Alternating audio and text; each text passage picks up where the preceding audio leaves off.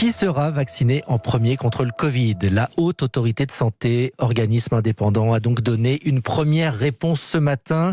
Il y aura 5 phases. Bonjour Anne Le Gall. Bonjour Sébastien, bonjour à tous. Vous êtes la spécialiste santé d'Europe 1. Anne, la première phase va donc concerner les EHPAD. Exactement, dans la mesure où il n'y aura dans un premier temps qu'un nombre de doses limité de vaccins. Pour la Haute Autorité de Santé, le fil rouge, c'est de vacciner en priorité les personnes les plus à risque de faire des formes graves. Or, les résidents des EHPAD cumulent effectivement le double risque d'être âgés, donc fragiles, et d'être particulièrement exposés au virus, car ces hébergements collectifs peuvent être le foyer de clusters. Les chiffres l'attestent, 1/3 des décès dus au Covid sont survenus dans des maisons de retraite.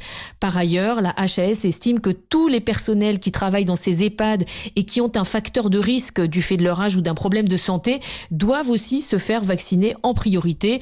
Au total, cela fait donc un peu moins d'1 million de Français qui devraient être concernés par cette première vague de vaccination, normalement en janvier. En tout cas, dès qu'un premier vaccin obtiendra une autorisation de mise sur le marché. Ça, c'est donc pour la première vague. Qui sera vacciné, Anne, lors des 4 phases suivantes ? Alors les phases suivantes interviendront au fur et à mesure de la disponibilité des doses de vaccins et la HAS recommande de vacciner ensuite, donc en phase 2, les plus de 75 ans et les personnes âgées de 65 à 75 ans qui ont un facteur de risque, comme notamment l'obésité, le diabète, un cancer ou une maladie respiratoire, et toujours les personnels de santé.